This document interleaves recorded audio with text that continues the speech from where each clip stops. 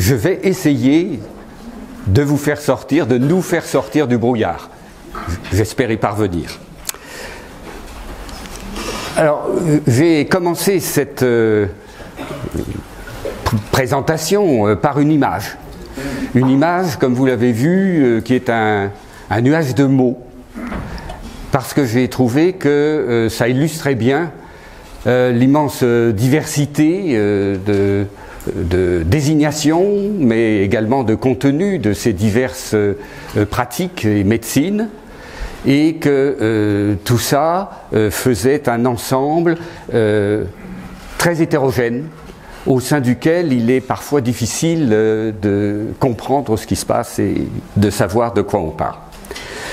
Alors, cette multiplicité, elle se marque par le nombre énorme. L'OMS dit plus de 400.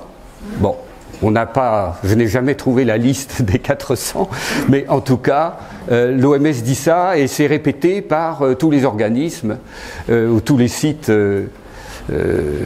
d'information que vous pouvez trouver. Alors, de quoi parle-t-on vraiment quand on parle médecine complémentaire, médecines alternatives? Alors, au préalable, je voudrais rappeler deux définitions qui sont importantes pour le contexte. La première, c'est la définition de la santé. La santé, il y a une enquête IFOP toute récente, de mai dernier, qui a dit que plus de 80% des Français considéraient que c'était un sujet tout à fait prioritaire. Alors, reprenons ce que dit l'OMS en 1946, lors de sa fondation, sur la définition de la santé. Elle dit c'est un état de bien-être physique, mental et social. Alors, ça englobe de façon très large. Et donc, ce n'est pas seulement l'absence de maladie ou d'infirmité. Voilà. Donc, cette définition, il faut bien l'avoir en tête pour comprendre un petit peu et voir dans cette diversité des médecines autres ce qu'elles peuvent apporter éventuellement. Deuxième définition que je crois important de rappeler, celle de la médecine. Alors il y en a beaucoup évidemment de ces définitions.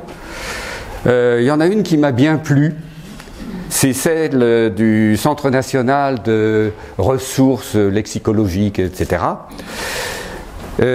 qui dit ceci: la médecine, c'est une science qui a pour objet l'étude, le traitement, la prévention des maladies. Mais c'est également un art. Et un art qui permet de maintenir ou de rétablir un être vivant. Bon, pour nous, ce sont les humains qui nous concernent, qui nous intéressent le plus, dans les meilleures conditions de santé possibles. Alors, il y a une autre définition très simple d'un maître de la médecine qui dit la médecine, qui disait la médecine c'est un art éclairé par la science. Alors, toujours pour resituer le contexte, je voudrais rappeler par cette diapositive et de façon très brève que notre médecine, elle remonte à l'Antiquité et qu'elle aboutit maintenant à ce que nous vivons dans notre système de soins, dans les pays occidentaux en tout cas.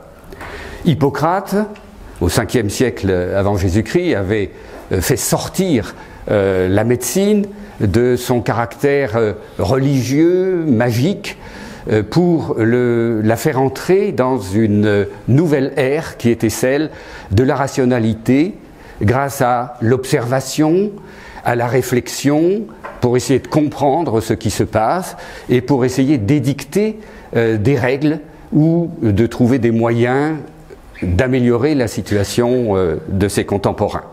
Alors évidemment, il y a eu des théories qui ont été ensuite balayées, mais on le considère comme le père de notre médecine. Alors notre médecine, Elle a surtout pris son essor au XIXe siècle avec d'abord Claude Bernard, qu'on peut mettre en avant comme créateur de la médecine expérimentale, qui nous a permis de faire des progrès énormes sur la compréhension des fonctionnements, la physiologie, etc. Et puis il y a eu des grands chercheurs comme Pasteur, qui n'était pas médecin, mais qui a fait progresser énormément les choses en créant la bactériologie, en chassant certaines théories comme la survenue spontanée des maladies, etc., et créateur des vaccins. Alors, après ces progrès énormes du XIXe siècle, il y a des progrès énormes également au XXe, avec les techniques nouvelles d'investigation et de traitement. Et cette médecine du XXe siècle, elle a fait des progrès grâce à un esprit scientifique, rationnel, pour essayer de prouver la validité de ce qu'elle proposait comme traitement, après avoir avancé dans les connaissances.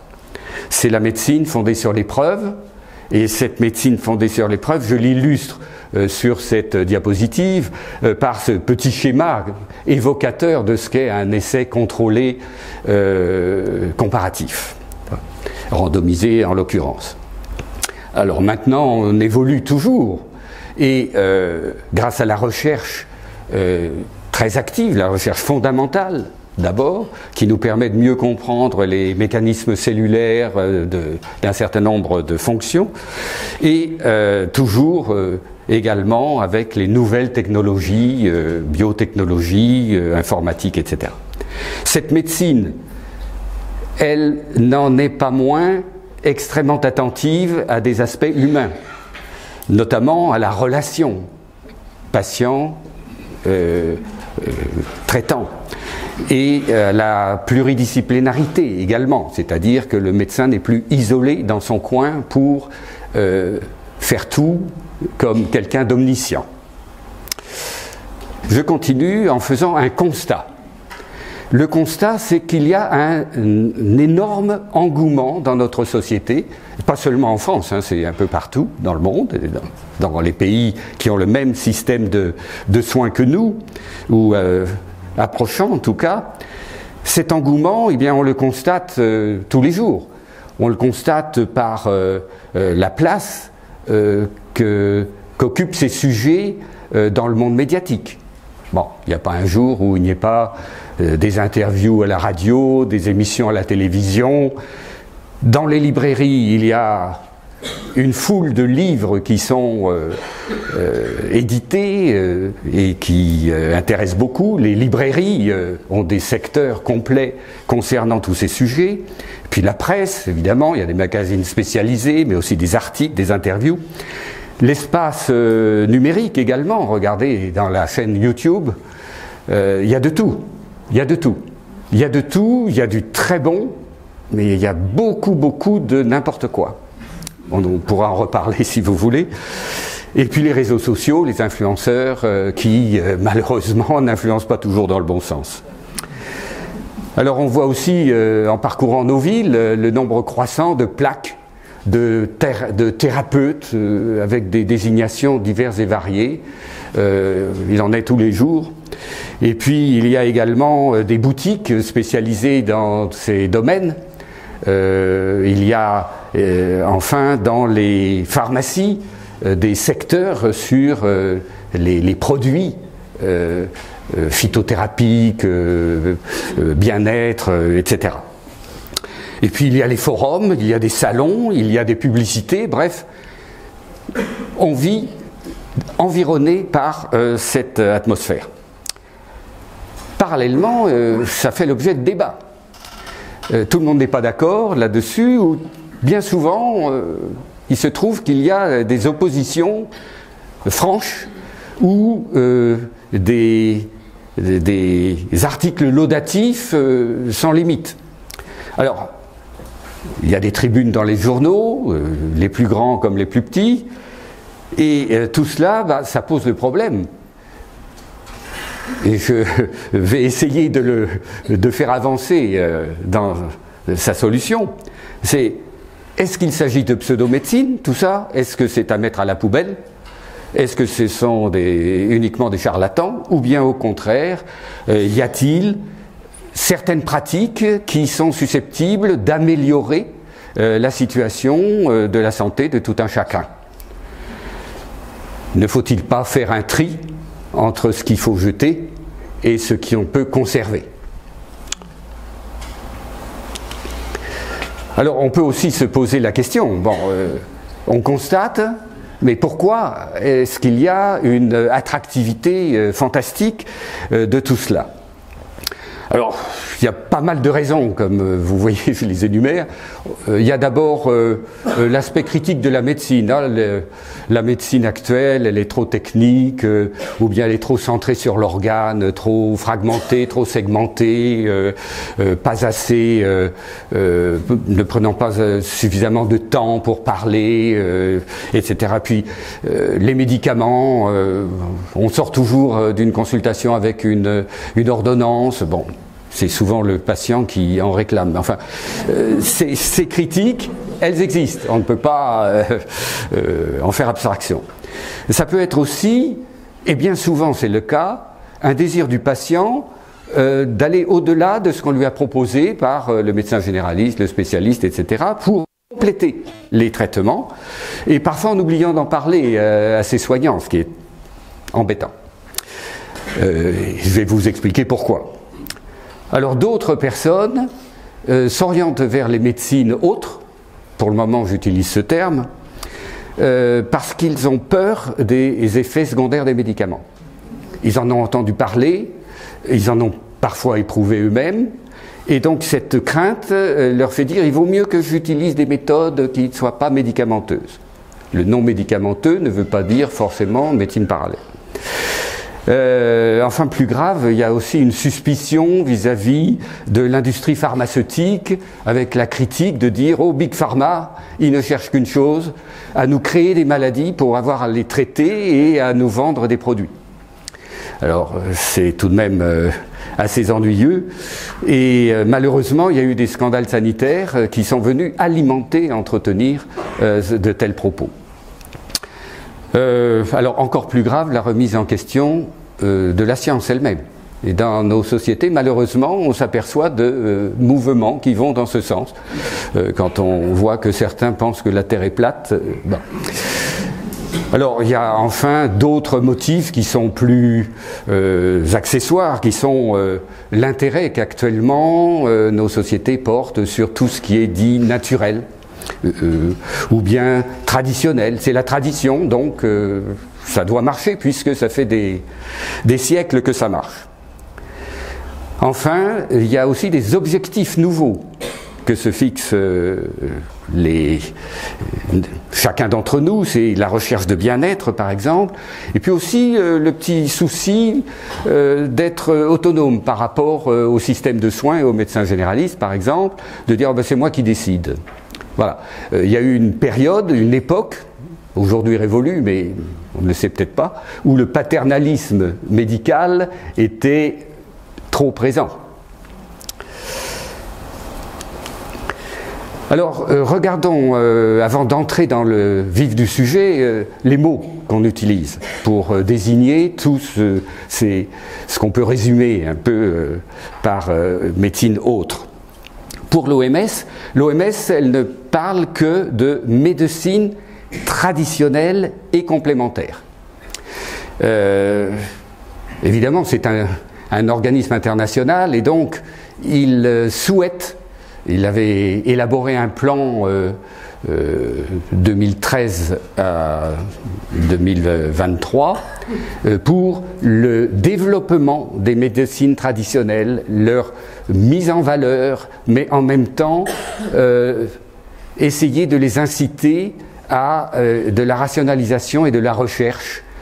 L'objectif étant d'avoir une couverture sanitaire la plus large possible sur les populations, ce qui est évidemment très louable, mais bon. En France, on parle de médecine alternative et complémentaire. C'est ce que j'ai utilisé pour le titre. Mais le ministère de la Santé utilise un terme qui est presque une définition, puisqu'il dit pratique de soins non conventionnels. Alors là, on définit cet ensemble de façon négative. Il y a notre système de soins, la médecine conventionnelle, et les autres qui sont non conventionnels. Alors on utilise aussi des termes qui sont plus ou moins favorables. Médecine intégrative, qu'est-ce que ça veut dire? Ça veut dire qu'on souhaite qu'un certain nombre de pratiques soient intégrées dans le système de soins et plus intégrées ou plus étudiées également. Certains groupes, notamment un universitaire, enfin l'école montpelliéraine, a lancé le mot intervention non médicamenteuse pour désigner l'ensemble des soins qui sont et qui devraient être intégrés à condition qu'ils soient validés, étudiés, etc. Alors il y a d'autres termes qui, alors eux, montrent un flou énorme et qui ne veulent pas dire grand-chose et qui vaudrait peut-être mieux éviter. Médecine douce, qu'est-ce que ça veut dire? Ça veut dire que le système de soins est brutal. Médecine naturelle, oui, on est tous membres de la nature et ça ne veut rien dire. Médecine parallèle, alors là c'est encore plus inquiétant, ça veut dire qu'on est sur des voies parallèles et qu'on ne se rencontrera jamais. C'est inquiétant. Alors, parmi ces 400 soins, le terme de médecine même est critiquable en lui-même, puisque parfois ce sont des systèmes globaux et d'autres fois ce sont des pratiques de soins très focalisés. On va essayer de classer un petit peu tout ça. Ça c'est pour rationaliser les choses, pour faire plaisir à Jean-François aussi.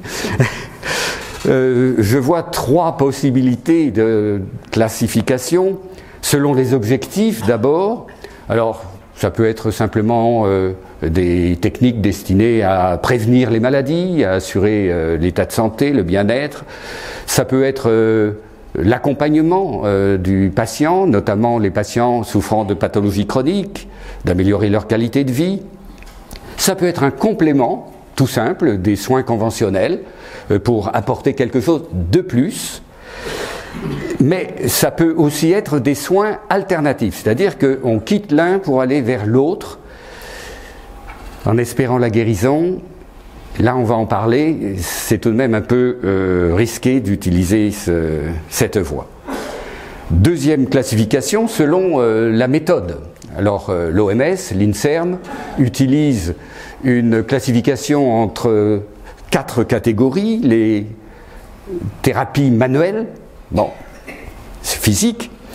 Les thérapies corps-esprit, qui essayent de faire une concordance entre le bien-être et l'esprit, etc. Les produits naturels, non chimiques donc, et puis les pratiques ou les médecines holistiques, le terme voulant dire, comme ses racines l'indiquent, prise en charge globale de l'ensemble de l'individu, corps, esprit, etc. Troisième classification possible, c'est selon le statut officiel. Il y a les méthodes qui sont reconnues, qui sont validées, elles sont reconnues parce que validées, d'autres qui sont non validées mais acceptées, et les troisièmes qui sont celles qui sont rejetées parce que vraiment charlatanesques ou bien dangereuses. Voyons maintenant, au travers de quelques enquêtes d'opinion, ce que pensent les Français de ces méthodes. On va d'abord regarder ce qu'ils pensent de leur système de soins et deuxièmement, on va leur demander qu'est-ce qu'ils perçoivent de ces médecines autres. Une enquête IFOP 2022, évaluation du système de soins français, bon, bien construit comme l'IFOP sait le faire. Premièrement, quelque chose de rassurant, 75% disent oui, on fait confiance tout à fait. Mais ce qui est plus inquiétant, qu'il y a 6% tout de même qui disent non, pas du tout confiance. Là, ça coince un peu. Qualité des soins, oui, 82%. Capacité de protéger, 73%, c'est un petit peu moins, mais enfin c'est pas mal tout de même. Et puis quelques critiques tout de même. L'accès aux soins sur tout le territoire, bof. Bon, la moitié disent non. Et beaucoup, une majorité, les 2/3, souhaitent favoriser une synergie meilleure entre les secteurs privés et publics de soins. Enfin, beaucoup de gens, à notre époque, souhaitent être plus autonomes dans leurs choix. Voyons maintenant une enquête 2023 aussi, Odoxa, sur les thérapies alternatives. Là aussi, l'échantillon est à peu près identique, plus d'1 millier de personnes, enfin, des échantillons tout à fait crédibles et bien faits. Alors là aussi, une image positive, globale, globale de l'ensemble de tout ça. Image positive, 70%. Bon. 50% des personnes interrogées disent avoir eu ou avoir recours à ces thérapies ou à ces méthodes complémentaires, et pour des douleurs chroniques dans 40%. Ça vous explique pourquoi la prochaine conférence va porter sur ce thème. Alors, ce qui est amusant, c'est comment les gens vont-ils vers ces médecines complémentaires ou alternatives. Eh bien, c'est la plupart du temps, 50% des cas, c'est quelqu'un de leur entourage qui leur en a parlé.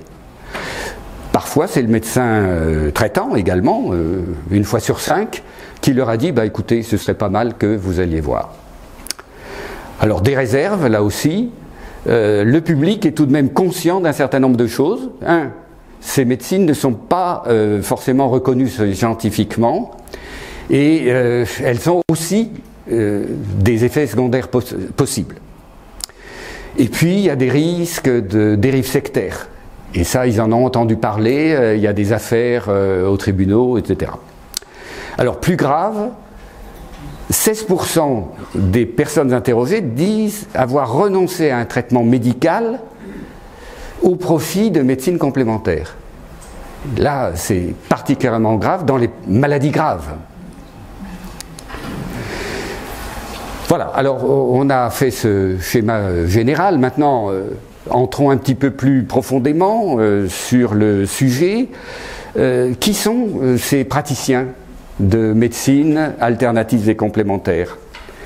Alors, ils peuvent être médecins, ils peuvent être professionnels de santé, kinésie, diététicienne, etc., dentistes, bon, sage-femme.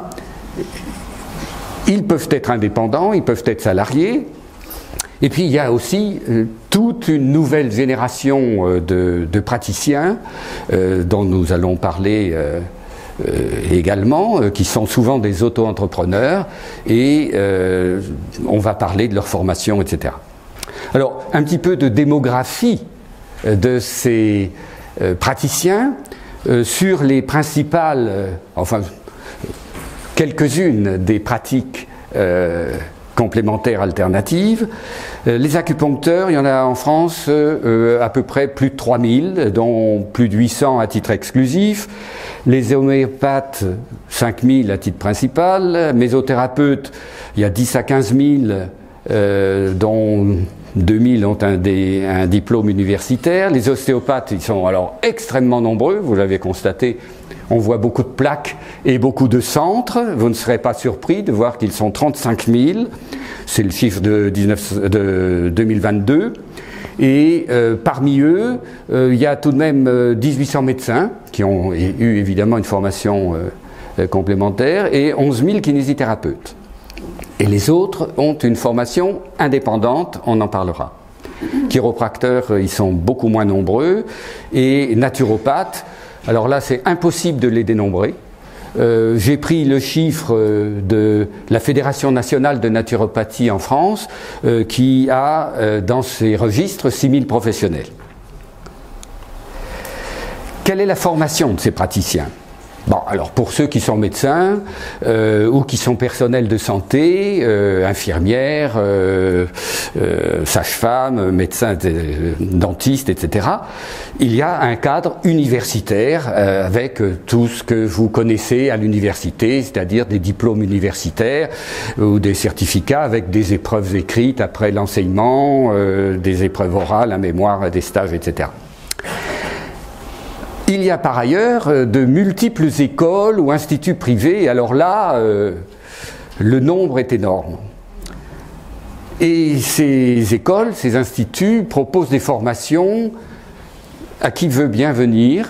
Alors, ils accueillent également des professionnels de santé, bien sûr, mais il n'y a pas de préalable exigé, et souvent certains font de la publicité, par exemple sur des sites internet, en disant: vous en avez assez de votre profession, vous avez envie de vous reconvertir, eh bien venez chez nous, donnez du sens à votre vie, allez vers une profession de santé, voilà ce qu'on vous propose. Alors, ces formations, elles peuvent être en ligne, elles peuvent être en présentiel, elles sont souvent en alternance, elles délivrent diplômes, mais qui sont souvent des attestations, comme quoi les gens ont suivi, ont eu des épreuves, bon. Mais la validation de tout ça est pour le moment assez floue. N'oublions pas qu'il y a des tarifs, c'est pas gratuit, ça peut aller assez loin. Alors il y a de nombreux sites internet qui vous expliquent tout. Hein, développez vos capacités propres. Vous allez découvrir des vertus en vous-même. Et puis enfin, il y en a qui n'ont rien. Ça peut être, je n'ai pas mis, mais ça peut être rien. Mais ils ne vous le disent pas, ils ne vous le disent pas, bien sûr. Bon, si le public s'adresse à ces praticiens, c'est pour un bon motif, c'est qu'ils en attendent un bénéfice. Alors quel bénéfice en attendent-ils? C'est très souvent un complément d'efficacité des traitements conventionnels. Ils disent: ah, on pourrait peut-être faire mieux, il me reste ci ou ça, je vais voir si. Parce qu'ils trouvent qu'ils ne sont pas suffisamment soulagés par le soin qu'on leur donne. Ça peut être aussi simplement la recherche d'une amélioration de la qualité de vie, de leur bien-être, etc. Ou de prévenir, de dire: il faut que je reste en forme, il faut que je veille à ma santé et j'ai besoin de conseils ou d'actions. Alors il y en a d'autres qui disent: mais je vais guérir, je vais aller voir, bon, on m'a annoncé un diagnostic, j'ai un cancer qu'on m'a dit difficile à traiter, etc. Ras-le-bol, ils me racontent des histoires, je vais voir quelqu'un d'autre, ils vont me guérir. J'ai entendu dire que un tel est susceptible de guérir parce qu'il a eu la cousine qui... Bon. Alors là, pour les maladies graves, c'est très grave. C'est très grave car ça va détourner les gens, au moins pour un temps, parfois... définitivement, de soins qui pourraient améliorer leur situation, et en tout cas, voilà. Donc, danger. Beaucoup de gens, quand vous les interrogez, disent: mais ça marche. Ça marche. Alors, pourquoi est-ce que ça marche? Voilà. Fred Velber nous a parlé, il y a un mois, du comment ça marche, grâce à un certain nombre de mécanismes qui ne sont pas tous liés aux produits et aux médicaments ou à la pratique.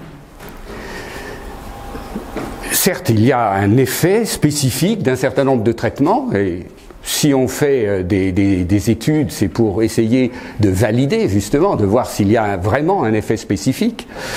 Un thérapeute qui refuse de dire les sources ou de dire quelle validation de la technique qu'il utilise ou qui refuse d'entrer dans une démarche d'essai thérapeutique pour valider sa méthode, suspect. Alors, ça marche aussi parce que parfois, quelqu'un qui a une douleur chronique, etc., peut voir disparaître sa douleur. L'évolution naturelle de la maladie peut très bien conduire à la disparition de symptômes. Beaucoup de maladies sont cycliques. Et puis alors il y a les effets placebo dont Fred Zelber nous a beaucoup parlé et très bien parlé, donc je ne vais pas aller très loin là-dessus puisque vous savez déjà tout. Mais je rappelle simplement qu'il y a déjà le premier effet placebo qui est celui de ce qu'attend le patient quand on lui a expliqué quelque chose, qu'on lui a présenté une thérapie dont il attend le résultat, et ça, on sait que ça marche de façon effective. C'est basé sur des mécanismes neurobiologiques avec des effecteurs, des neurotransmetteurs, etc. Donc tout ça est maintenant de mieux en mieux connu, et il y a encore beaucoup de choses à découvrir. Puis il y a l'effet de répétition, ça a marché pas mal, on a eu l'impression que la première fois ça a marché, et on y retourne, on recommence et ça marche de mieux en mieux, c'est le conditionnement.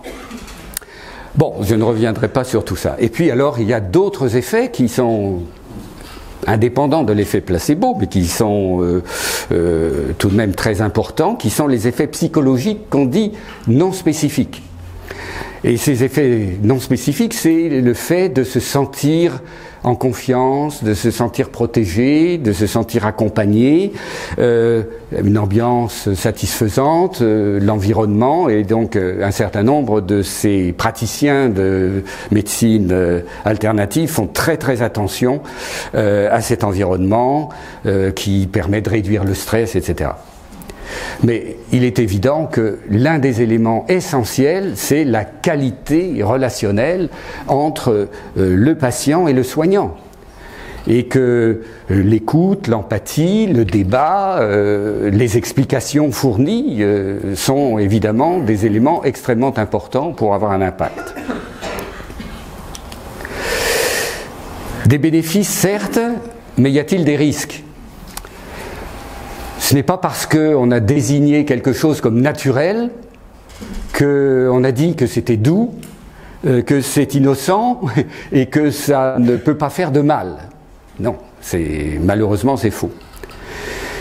Traditionnel, ancestral, oui, est-ce que ça veut dire quelque chose ? Ce n'est pas parce que Hippocrate faisait ceci que c'est valable maintenant. Et ce n'est pas parce que la médecine ayurvédique utilise depuis des millénaires certaines thérapies que c'est validé et utile.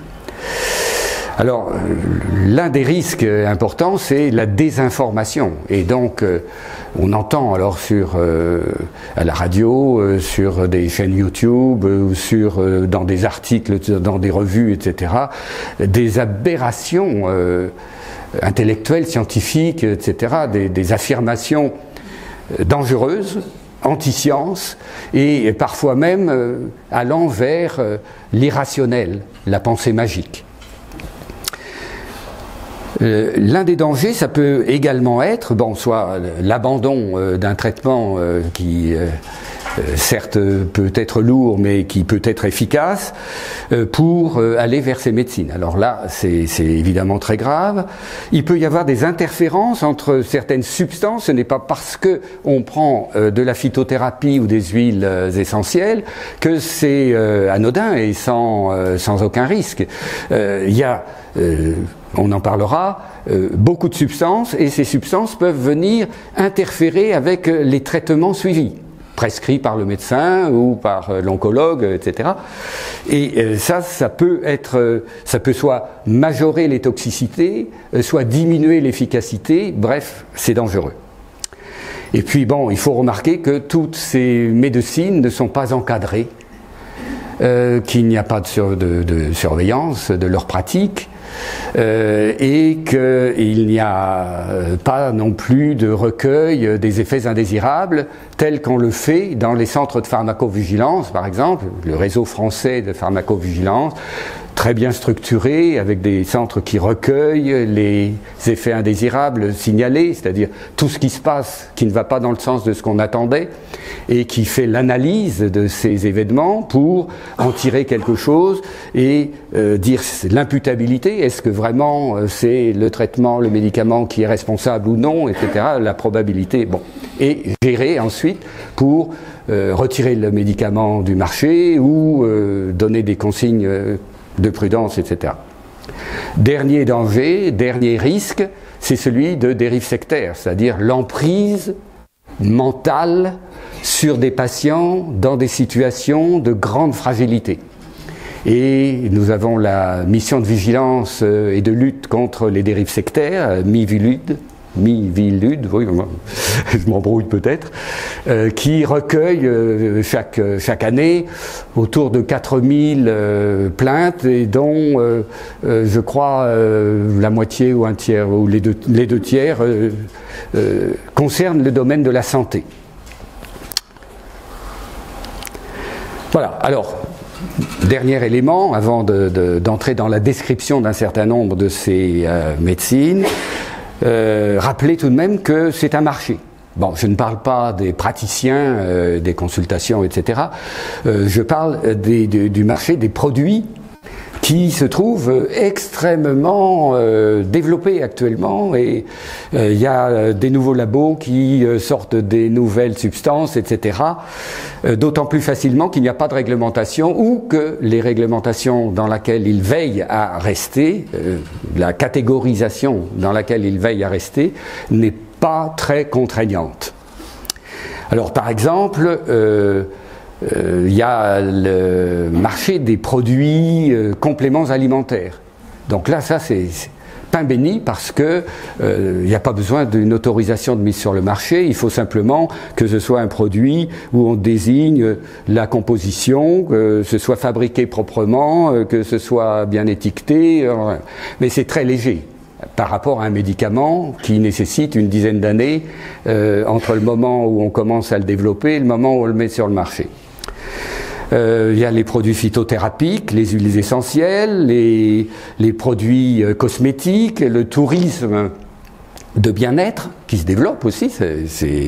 Bon, c'est pas critiquable, hein, ce n'est pas une critique de ma part. Et puis il y a les livres, l'édition, les DVD, les CD, les magazines, les journaux, etc. Il y a aussi un marché pour des stages, des cures, etc. Et enfin, il y a le marché de l'enseignement. C'est un marché aussi, l'enseignement, qui n'est pas gratuit, et donc des personnes qui le souhaitent peuvent très bien s'inscrire et payer. Voilà, alors maintenant je vais vous décrire un certain nombre de pratiques. Voilà quelques-unes des pratiques de soins que je me propose de vous décrire, alors selon une façon assez schématique, hein, évidemment on ne dira pas tout, vous ne m'en voudrez pas. Pour chacune d'entre elles, je parlerai des origines et des principes sur lesquels elles sont basées, comment se fait la pratique, quelles sont les formations des intervenants, quelle est la validation de ces pratiques sur l'efficacité notamment, et y a-t-il des risques et des dérives possibles. Alors, pour commencer, je vais commencer par la lettre A, l'acupuncture, et je ne résiste pas au plaisir de vous présenter cette affiche d'une exposition qui a eu lieu cet été au musée Guimet à Paris, et de deux petits mannequins d'acupuncture de la dynastie Qing au XVIIIe siècle, faits en papier, carton, peint et le tout laqué, et qui sont absolument charmants. Vous avez à côté également des aiguilles et un ouvrage. Bon, c'est une exposition tout à fait remarquable. Alors l'acupuncture, ça remonte à loin. Vous savez que c'est une technique traditionnelle chinoise qui remonte à au moins 2500 ans, puisque dans un traité de médecine de Huangdi, qui est un empereur mythique beaucoup plus ancien, mais qui est censé avoir recueilli un certain nombre d'écrits, etc. On en parle depuis plus de 2500 ans dans des écrits historiques. Il y a d'autres sociétés aussi qui utilisent l'acupuncture, en Inde, ayurvédique, etc. L'Égypte aussi a utilisé... Alors quel est le concept? Le concept de l'acupuncture chinoise, qui n'est qu'une partie de la médecine traditionnelle chinoise. La médecine traditionnelle chinoise, il y a trois choses. Il y a l'acupuncture, il y a les plantes médicinales et il y a les massages. Donc pour l'acupuncture, il y a un principe de l'énergie vitale, le qi. Il y a le principe de l'équilibre d'opposés ou de complémentaires, le yin et le yang. Et il y a le principe de circulation de ces énergies selon certains trajets qu'on appelle les méridiens, dont vous avez tous entendu parler et qui sont dessinés sur ces petits mannequins que je présentais il y a un instant. Le principe, c'est donc de rétablir l'équilibre lorsqu'il est perturbé par la maladie. Rétablir l'équilibre de cette circulation d'énergie en pratiquant une stimulation en des points précis sur ces méridiens. Pour avoir accès à ces méridiens, on peut utiliser soit des aiguilles qui piquent et qui mettent en relation la surface avec le point profond du méridien, enfin profond, pas très. Ces aiguilles implantées, stimulées par des mouvements, rotation ou autres, sont censées rétablir un équilibre. Les Chinois traditionnels faisaient des relations entre les points d'acupuncture et les organes.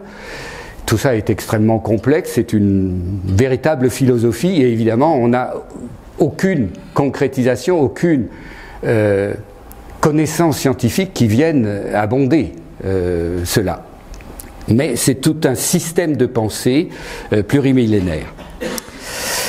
Le statut officiel de l'acupuncture en France, elle est reconnue depuis 1974, quand elle est pratiquée par médecins, sages-femmes, dentistes, dans des indications bien cadrées par la Haute Autorité de Santé, HAS, notamment pour des douleurs chroniques, des nausées, des vomissements, dans les chimiothérapies par exemple, etc. Formation, il y a un diplôme en faculté de médecine, une capacité, bon, l'enseignement se fait à peu près sur 3 ans. L'évaluation, il y a eu un rapport d'INSERM il y a quelques années qui a été extrêmement exhaustif dans la revue de tout ce qui avait pu être publié comme études pour prouver ou pour essayer de trouver des preuves objectives de l'efficacité.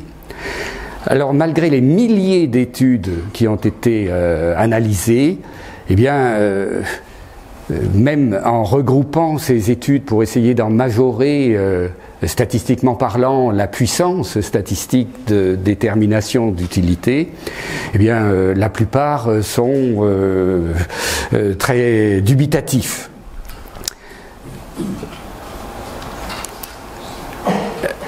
Passons maintenant à l'ostéopathie. Bon, j'ai mis l'ordre importe peu, ce n'est plus l'ordre alphabétique là à partir de maintenant. Voilà, j'aurais pu. Voilà, ostéopathie avec une image d'une pratique. Alors l'origine, elle est beaucoup plus récente là. On ne va pas mettre des millénaires, on va mettre simplement 19e siècle, c'est né aux États-Unis, c'est arrivé en France au milieu du 20e. Le concept, c'est celui de pratique strictement physique, manipulation des articulations, etc. Et ces techniques manuelles sont utilisées après que le praticien ait établi un diagnostic par son examen un peu spécifique, diagnostic ostéopathique. Alors il y a... Alors là on pourrait dire qu'on se rapproche beaucoup de la kinésithérapie, etc. Mais il y a d'autres concepts qui viennent compléter cela, c'est concepts d'unité, corps-esprit, de capacité d'auto-guérison du corps et de l'interrelation entre les structures et les fonctions. Bon, je ne vais pas plus loin parce que je serais incapable de vous expliquer ça de façon totalement rationnelle. La pratique, donc, c'est des manipulations muscles-articulations dans le but de soulager des troubles fonctionnels essentiellement vertébraux, mais également, parfois, des indications dans le traitement de certaines pathologies, par exemple digestives ou viscérales. Statut officiel, l'ostéopathie reconnue en France depuis 2002, réglementée, il y a eu plusieurs étapes, 2007, 2012. Cette pratique peut être faite par des professionnels de santé ou bien par des gens qui ne sont pas des professionnels de santé mais qui sont titulaires d'un diplôme spécifique qu'ils ont acquis après des études. Ces études, alors ça peut être la formation à l'université pour les gens qui sont personnels de santé, mais ça peut être l'une des nombreuses écoles privées qui existent et qui sont agréées pour la plupart par le ministère. Évaluation, là encore, l'INSERM a fait il y a quelques années un excellent rapport très très exhaustif sur la question et là, malgré l'analyse de beaucoup de données, ils sont incapables de tirer vraiment des conclusions car les résultats des études sont contradictoires, mais la plupart des études sont extrêmement faibles en termes méthodologiques. Et donc on se trouve un peu coincé parce qu'il y a des biais souvent conséquents et que ça ne répond pas aux exigences que l'on a à notre siècle vis-à-vis d'une étude scientifique. Les risques, effets indésirables assez banals, fréquents, mais les accidents graves sont extrêmement rares et quand ils surviennent, c'est surtout après des manipulations cervicales. Alors passons à un autre domaine qui là a également beaucoup d'attractivité dans nos populations, c'est l'homéopathie. Bon, l'origine, c'est pas si vieux que ça. Samuel Hahnemann, qui est un médecin allemand qui était tout à fait déçu de l'inefficacité de la médecine qu'il pratiquait à son époque, et qui avait eu certaines expériences personnelles, etc., d'usage de substances. Et on va revenir sur les principes de sa méthode. Je rappelle par cette image que ce monsieur a terminé sa carrière à Paris et qu'il a été inhumé au cimetière du Père-Lachaise avec un monument, vous voyez, qui est assez très visité, très visité. Alors les concepts qu'il a développés, ce brave monsieur, sont le principe de similitude. Alors il reprend une formule similia similibus curantur, qui veut dire les semblables sont traitables par des semblables. On peut faire remonter ça à très longtemps, ce sont des données anciennes qui ne veulent pas dire grand-chose. Ça voudrait dire théoriquement que des toutes petites doses peuvent traiter des symptômes qui sont provoqués par la même substance quand on la donne à des doses élevées. Bon. Concept qui n'a aucune validation scientifique. Alors, principe d'infinitésimalité, j'abandonne. Infinitésimalité, ça y est, j'ai réussi. Ça veut dire que pour obtenir des substances utilisables par l'homéopathie, il faut les diluer. À chaque dilution, vous voyez sur le schéma, on multiplie au centième. De dilution en dilution, de centième en centième. Alors, CH1 quand il y a une dilution, CH5 quand on est à 5 dilutions, c'est-à-dire 1 centième d'un centième d'un centième d'un centième d'un centième. Vous voyez ce qui reste. Et donc, quand vous arrivez à CH35, voilà. Vous avez peut-être la chance de temps en temps de tomber sur une molécule. Alors là aussi, si on veut faire une explication scientifique, on fait appel à des notions extraordinaires. La mémoire de l'eau. Bon, je n'en parle pas.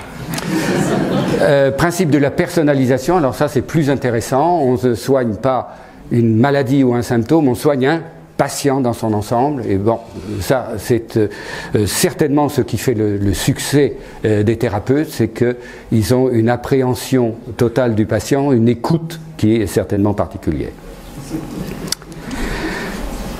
Le statut officiel, eh bien, il y a des médecins qui ont une orientation d'activité, et ça c'était depuis 1974. Ces médecins qui font des consultations, ce sont des médecins qui ont le diplôme de médecin, c'est-à-dire qu'ils sont capables de faire un examen clinique normal, un diagnostic normal, etc. Et ils utilisent simplement plus volontiers des médicaments homéopathiques. Ces médicaments sont inscrits à la pharmacopée française, mais avec un statut particulier. Qu'est-ce que ça veut dire? Ça veut dire que pour avoir l'autorisation de mise sur le marché, AMM, il faut normalement, pour tout médicament, un dossier avec des études valides prouvant l'efficacité et un rapport bénéfice-risque tout à fait favorable. Si les risques sont excessifs, il faut un rapport bénéfice-risque. Là, il suffit que ce soit désigné comme traditionnellement utilisé pour traiter ceci ou cela. Ça, c'est pour les spécialités homéopathiques. Pour les produits de base homéopathiques, il n'y a besoin même pas d'AMM, une simple inscription à la pharmacopée. Et alors là, il suffit qu'ils ne mettent pas sur l'étiquette que c'est pour traiter tel ou tel symptôme ou telle maladie. À ce moment-là, on peut vendre tout librement. Alors, bon, la fabrication à partir de substances actives en provenant des divers règnes, etc. Bon. Depuis 2021, à la suite d'un rapport de l'HAS qui était tout à fait négatif, le déremboursement des médicaments a été décidé. Alors dans la pratique, bon, c'est une consultation médicale, un examen clinique, un diagnostic et un traitement. Donc là, vous reconnaissez la médecine habituelle. Les praticiens, diplôme d'université, 2 ans en faculté de médecine, nombreux instituts privés, l'évaluation de la pratique. Là encore, un rapport de l'HAS a eu lieu, j'en parlais tout à l'heure, en 2019. Donc, absence d'efficacité spécifique prouvée, voilà la conclusion, dans les indications étudiées, et il y en a eu une longue liste, mais une excellente tolérance. Ouf. Peut-être tout de même, certaines études le suggéreraient, une réduction de la consommation des médicaments classiques, notamment des anti-inflammatoires, ce qui est une bonne chose. Voilà. Passons maintenant à la phytothérapie. Phytothérapie, donc usage de plantes pour soigner. Là, je vous ai mis une image d'une des vitrines de cette fameuse exposition dont je parlais tout à l'heure, avec des substances et un bouquin, un livre de... Les plantes sont utilisées à titre thérapeutique depuis l'Antiquité, dans toutes les civilisations. que ce soit la Chine, que ce soit l'Inde, que ce soit l'Égypte, un célèbre papyrus d'Ebers qui décrivait un nombre impressionnant de substances d'origine des plantes. Le statut de cette méthode thérapeutique, donc les médicaments sont reconnus par le ministère de la Santé, mais ce n'est pas une spécialité médicale. Un médecin peut utiliser des plantes, mais ce n'est pas une spécialité. La pharmacopée française, toutes les substances qui sont vendues, etc., sont inscrites, doivent être inscrites dans cette pharmacopée.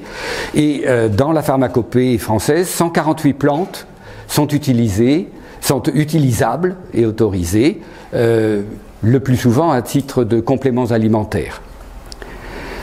Il existe aussi des spécialités phytothérapiques, c'est-à-dire ce sont des concoctions, enfin des mélanges d'un certain nombre de plantes qui sont exclusivement des plantes, et donc on appelle ça spécialité phytothérapique avec des noms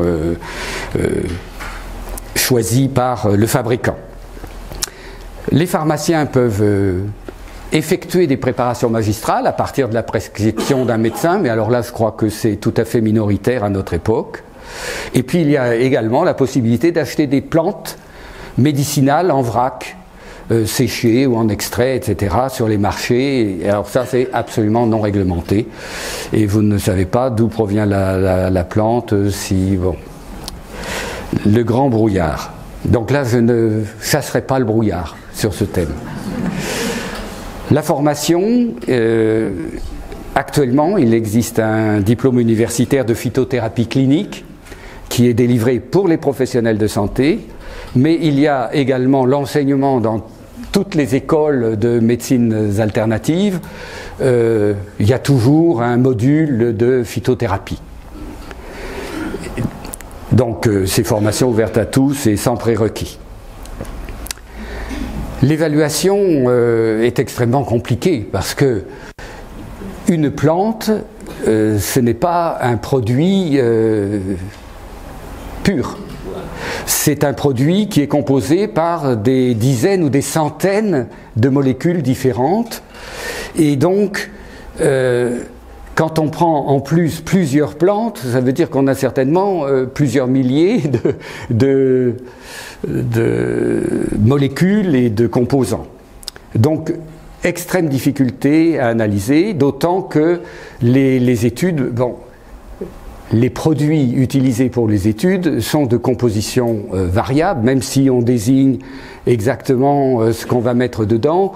Les plantes en elles-mêmes, selon la période où on les cueille, selon... il y a des variations énormes dans les compositions. Alors, pour obtenir l'autorisation de mise sur le marché de spécialités phytothérapiques, il n'y a pas besoin d'essais cliniques. Là encore, il suffit que le laboratoire dise dans son dossier de demande traditionnellement utilisé dans telle et telle indication. Donc, statut complètement différent du statut des médicaments conventionnels. Les risques, c'est les interactions médicamenteuses, parce que là vous avez une soupe de molécules. On a déjà du mal, parfois, avec les médicaments, de savoir exactement si telle molécule ne va pas interagir avec telle autre, dans un métabolisme hépatique, rénal, etc. Quand vous en avez des dizaines et des centaines, bon. Il existe des toxicités aussi, et donc elles sont malheureusement mal répertoriées parce que la pharmacovigilance n'est pas obligatoire, donc il y a très peu de déclarations de toxicité, mais on sait à l'hôpital qu'il y a des patients qui ont eu des toxicités rénales, hépatiques, cardiaques, etc. Alors, autre risque, c'est l'automédication, parce que alors là c'est encore pire. Lorsqu'il y a quelqu'un qui connaît les plantes, qui a étudié, etc., ça réduit probablement les risques. Mais en automédication, Voilà. Alors là, je vous ai mis pour illustrer un petit peu l'affaire. La pharmacopée chinoise a beaucoup utilise beaucoup la phytothérapie. Et donc là, c'est un médecin chinois qui a travaillé à la Pitié-Salpêtrière pendant un certain temps. Là, je crois qu'il est à la retraite maintenant, et qui a fait ce bouquin en français de pharmacopée chinoise. Et donc il y a les premiers chapitres qui sont passionnants, mais qui nous révèlent un monde tout à fait différent du nôtre. Et donc, par exemple, je vous ai indiqué au-dessous de la photo de la couverture les propriétés des herbes médicinales chinoises qui sont déclinées en 4 catégories: les natures, les saveurs, les directions, les vents, les tropismes des méridiens et les relations entre les organes. Et ça me laisse... bon. Alors, c'est très beau à regarder parce que pour chaque plante, il y a sa désignation, le nom chinois, la partie de la plante utilisée, et puis sa classification dans les natures, dans les saveurs, dans le vent, et les indications ou contre-indications, etc. Pour nous, quand on lit ça, on se demande comment un médecin avec une culture de médecine occidentale, disons, enfin, puisque les Chinois ont tout de même adopté ce qu'ils acceptent, ce qu'ils désignent comme médecine occidentale, comment ils parviennent à soigner les patients. Bon. Alors, on passe maintenant à l'aromathérapie. C'est assez proche, hein, c'est une branche de la phytothérapie finalement. C'est un mode de présentation des substances, puisqu'on en extrait des huiles essentielles après broyage, distillation, etc. Alors là encore, c'est une vitrine de cette exposition parisienne du musée Guimet, où vous voyez en haut des laques japonaises du 19e et en bas des porcelaines du 18 et 19e siècle qui sont de ravissantes fioles. Chacune mériterait d'être examinée avec la plus grande attention. Alors, l'origine, depuis l'Antiquité donc, les huiles essentielles d'origine végétale étaient utilisées essentiellement comme parfum, mais également pour les soins, pour la santé, le bien-être, etc. La pratique des préparations officinales sont possibles ou artisanales. L'utilisation se fait en application externe, des crèmes, des lotions. Ça peut être aussi en prise orale, ça peut être en complément, en parfum alimentaire, ça peut être en aérosol, etc. Et on trouve en librairie de nombreux livres de recettes, il y en a qui sont célèbres, dans lesquels les personnes peuvent faire un usage tout à fait personnalisé en faisant leur petit mélange eux-mêmes. Statut officiel, la profession n'est pas réglementée, aucune formation exigée. Les produits peuvent être vendus en pharmacie ou ils sont en vente libre dans des magasins spécialisés. Souvent, ce sont des magasins qui annoncent comme objectif le bien-être, l'aspect cosmétique ou le complément alimentaire en tant qu'arôme, etc. Et la réglementation de tous ces produits, c'est celle des cosmétiques et de médicaments à base de plantes. Voilà. La formation pour les personnels de santé, il y a tout de même certaines facs qui délivrent un diplôme universitaire, mais il y a surtout de nombreuses écoles qui donnent des formations. L'évaluation, très peu d'études vraiment fiables, quelques études pharmacologiques in vitro, mais d'études cliniques, non. Alors, il y a quelques effets pharmacologiques qui ont été prouvés, mais c'est tout. Les risques, ce sont des produits non standardisés, de composition très complexe, très variable, sans contrôle réel des posologies du produit qu'on utilise, et les interactions sont toujours possibles avec les médicaments, etc. Naturopathie, maintenant. Alors là, il y a beaucoup de praticiens, on ne saurait pas les dénombrer. C'est une médecine qui est considérée comme traditionnelle par l'OMS, tradition hygiéniste, que certains font remonter à l'époque d'Hippocrate, mais en fait la pratique moderne a été codifiée aux USA au XIXe siècle. Les concepts, ils sont au départ de très bonne loi, ne pas nuire, c'est déjà pas mal, mais ça concerne également le concept d'énergie vitale. On a une énergie dans le corps. Il y a un équilibre des humeurs, là on rejoint les principes hippocratiques, vous voyez, des diverses humeurs. Des principes d'hygiénisme, bon, alors là on ne peut rien y dire. Et là aussi, l'holisme, c'est-à-dire cette prise en compte globale de l'individu. Et puis il y a d'autres principes, la détoxication, il faut chasser des toxiques accumulés dans notre corps, lesquels on ne sait pas, mais en tout cas il faut les chasser. Et la prévention. En pratique, eh bien, les consultants voient leurs patients et élaborent un diagnostic et donnent des conseils qui sont basés sur 10 techniques naturopathiques ou bien sur des cures de désintoxication, de détoxication, de revitalisation ou de stabilisation. Les voilà, les 10 techniques. Bon, je ne vais pas vous les décrire, mais bon, il y a l'alimentation, bon, très bien, mais avec des concepts parfois un peu qui ne sont pas tout à fait ceux de nos diététiciens patentés. Techniques respiratoires, techniques vibratoires, son et couleurs. Bon, techniques énergétiques, plantes, alors là on revient à la phytothérapie, exercice physique, relaxation, psychothérapie, hydrologie, massages non médicaux, réflexologie. Voilà, les 10 techniques utilisées. Pas de statut officiel en France, elle n'est pas reconnue, donc vous pouvez faire ce que vous voulez, de toute façon on n'y regardera pas. Il y a plus d'une trentaine d'écoles qui se réclament de divers agréments qui sont accessibles à tout le monde, sans formation préalable, sans exigence. Bon.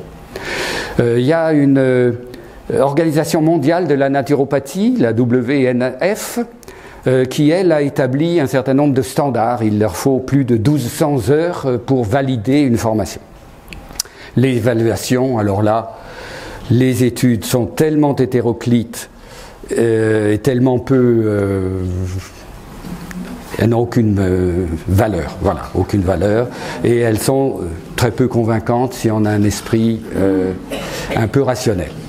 Alors, je voudrais parler alors de deux autres choses. L'hypnose, j'en parle très brièvement, mais je trouve que c'est intéressant tout de même. Elle est née à peu près au XIXe siècle, ou un peu avant, mais en tout cas, elle s'est formalisée à peu près à cette époque. Le concept, c'est celui d'entrer dans un état de conscience modifié qui rend indifférent à l'extérieur, mais en même temps hypersensible à la suggestion. Et c'est une technique qui peut être utilisée pour lutter contre des douleurs, contre l'anxiété, etc., ou en anesthésiologie. Et un certain nombre d'anesthésistes pratiquent cette mise en condition qui permet de réduire les doses de médicaments anesthésiologiques utilisés. C'est une pratique qui n'est pas réglementée. Bon, quand elle est pratiquée par un anesthésiste, on peut être tranquille. L'évaluation clinique, il y a des travaux bien faits qui en montrent l'intérêt. Ça peut être également utilisé dans la prise en charge de la douleur ou dans le sevrage tabagique ou dans des troubles fonctionnels intestinaux, mais les études là sont parfois positives par rapport à rien du tout ou à une prise en charge de bonnes paroles brèves, mais pas supérieure à une prise en charge classique. Les formations, il y a un diplôme universitaire, bien que ce ne soit pas une pratique reconnue. Les risques, c'est surtout éthique, c'est-à-dire la prise l'emprise mentale éventuelle, la création de faux souvenirs, et on a un certain nombre d'histoires qui ont été initiées par des praticiens malhonnêtes. La pratique est toutefois considérée comme sûre lorsqu'elle est pratiquée par un professionnel bien formé. Alors, dernier domaine que je veux aborder, il est intéressant, j'ai découvert que c'était intégré dans des médecines complémentaires. Pour moi, l'activité physique, c'est quelque chose qui a de tout temps fait partie des conseils que, comme tous les autres conseils d'hygiène de vie, tout médecin donne à ses patients. Le problème, c'est que le médecin qui donne des conseils, ces conseils sont rarement suivis. Ils sont rarement suivis, non pas par méfiance, simplement parce qu'il faut aller dans la durée. Il faut l'adhésion du patient, il faut qu'il s'accroche et il faut qu'il le fasse. Le médecin, il ne va pas accompagner chacun de ses patients. Alors, l'activité physique adaptée, il y a eu un rapport de la Haute Autorité de Santé en 22 qui a fait le point de la situation. Il y a d'excellentes études qui prouvent de façon absolument certaine l'intérêt dans un certain nombre de pathologies chroniques pour éviter les complications, éviter les hospitalisations, améliorer la qualité de vie, améliorer l'équilibre des traitements, etc. Et sur les symptômes aussi, sur l'efficacité des traitements. En oncologie, par exemple, on a parfaitement prouvé que les soins oncologiques associés à une activité physique adaptée, non seulement amélioraient la qualité de vie, mais aussi l'efficacité des traitements. Là aussi, une participation psychologique doit intervenir. Alors, cette activité physique adaptée, elle est codifiée maintenant, acceptée par la sécurité sociale, prise en charge, lorsqu'elle est prescrite par le médecin dans un certain nombre de pathologies et tenant compte de l'état du patient et de la pathologie soignée. Ces activités physiques adaptées sont tellement efficaces qu'elles sont maintenant parfaitement intégrées dans les soins de support, dans les pathologies chroniques, en oncologie, en hémodialyse, en rhumatologie, maintenant dans le domaine digestif. Bon, dans ma revue spécialité de gastroentérologie, il y avait un article le mois dernier sur l'usage qui en est fait avec bonheur dans les maladies inflammatoires chroniques, intestinales chroniques. Bon, donc c'est quelque chose que je voulais présenter parce que ça peut être un point très utile. Alors en préparation avant chirurgie aussi, on améliore les suites opératoires grâce à une préparation physique préalable. Et donc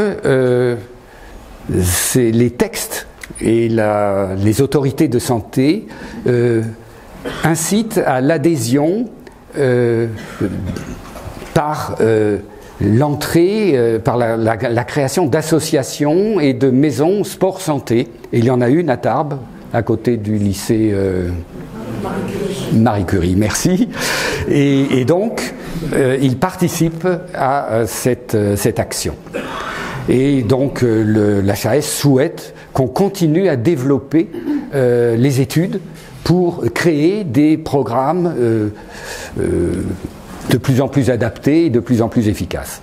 Alors, l'activité physique et la santé, ça n'est pas seulement, je veux bien spécifier, que ce n'est pas seulement la prescription par le médecin d'une activité physique adaptée, qui elle est prescrite et qui est accompagnée, qui est progressive, qui est personnalisée, est faite par quelqu'un de compétent, bien sûr, formé spécialement, et pour une durée qui est limitée, généralement pas plus de 3 mois, je crois. Il y a également l'activité physique supervisée, qui, elle, se passe en groupe, qui n'est pas sur prescription médicale, mais qui peut l'être, et qui est adaptée aux capacités de chaque personne. Et puis enfin, il y a l'activité physique autonome, qui est celle que vous faites tous, évidemment, régulièrement. Alors, je termine en disant toute l'importance qu'il y a à évaluer les pratiques. L'évaluation des pratiques, ça veut dire évaluer les bénéfices par rapport aux risques. Il faut que l'efficacité soit maximale et les risques minimums. J'illustre ça par cette petite image. La rationalité a besoin de preuves. Et ces preuves, on ne peut les apporter que par des études bien construites. Des études cliniques, évidemment, et pas seulement au laboratoire sur une souris, mais des études cliniques sur des vrais patients. La méthodologie, elle existe, elle est connue. Il y a eu un énorme travail fait par une commission internationale sur la méthodologie applicable à ces médecines autres dont nous venons de parler. Donc c'est faisable à condition qu'on le veuille, à condition qu'on l'accepte. Et beaucoup de praticiens de cette mouvance se refusent à ça en disant « Non, non, mais moi je soigne des patients, ils n'ont rien à voir, non, c'est pas évaluable, moi je sais que ça marche, je vous le dis. » Bon. Alors le soutien académique est évidemment indispensable pour ça, c'est qu'on ne peut pas improviser, tout essai doit être bien bâti, doit être accepté par un comité d'éthique, inscrit dans un registre, parce que toute étude qui est lancée, bien construite, qui va aller à son terme, doit être publiée. C'est-à-dire qu'on ne peut pas faire un essai puis dire « Oh ben ça n'a pas marché, bon allez, poubelle, on n'en parle pas ». Et ne publier que les choses qui sont positives. Et à ce moment-là, quand on reprend toutes les études faites, on dit, vous voyez, toutes les études disent que c'est bon. Alors qu'il y en a plein d'autres qui ont été négatives. Voilà, donc tout ça, publication dans les revues scientifiques, à comité de lecture, évidemment, pour valider tout ça. Enfin, il y a nécessité d'une surveillance des pratiques, c'est-à-dire qu'on ne peut pas... les médecins, les infirmières, etc. ont des conseils de l'ordre ou ont des instances de surveillance et il faut également que toutes les pratiques autres le soient. Alors pour conclure, pour sortir du brouillard, il faut peut-être d'abord changer un petit peu les mots. Parce que vous avez vu, on a parlé du flou qui existait par la terminologie. Médecine douce, par exemple, est-ce bien raisonnable d'utiliser ce terme? Alors, il faut faire un tri entre tout ce qui est proposé dans ces 400, plus de 400 techniques. Il y a des pratiques qui sont inacceptables et qui font rejeter. Et puis, il y en a d'autres qui sont certainement valables, qui peuvent être validées par des travaux et qui sont intégrables. Alors je dis une formule un peu lapidaire, oui à la complémentarité, non à la crédulité. Bon, si vous sortez avec une pancarte comme ça, vous allez vous faire enfermer. Mais enfin bon... Il faut également, alors ça tous les acteurs le disent, que ce soit l'OMS, que ce soit l'HAS, que ce soit le Conseil de l'Ordre, le ministère, etc.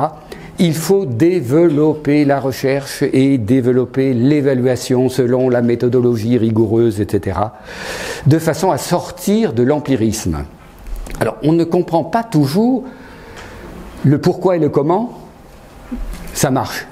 Mais prouvez au moins que ça marche, selon des méthodes rationnelles.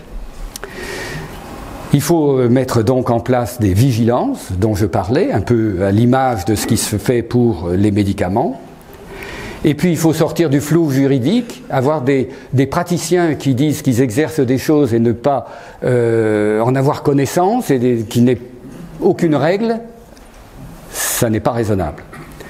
Enfin, il faut lutter contre les dérives et les pratiques dangereuses. Alors là, on a parlé de la mission de vigilance instaurée en France, et lutter enfin contre la désinformation. Et alors là, il est très important de ne pas écouter, lire tout ce qui vous vient comme ça par hasard. Il faut vérifier les sources. Quand vous regardez sur Internet, regardez qui dit quoi. Alors il y a des sites institutionnels. Il y a l'INSERM, on en a parlé beaucoup, il y a le Conseil national de l'ordre, il y a la Haute Autorité de Santé, il y a le ministère de la Santé, il y a beaucoup de sources parfaitement fiables. Et puis, bon, donc sur YouTube, si c'est signé INSERM, vous savez que c'est fiable. Voilà, je vous remercie de votre attention, j'espère ne pas avoir trop débordé.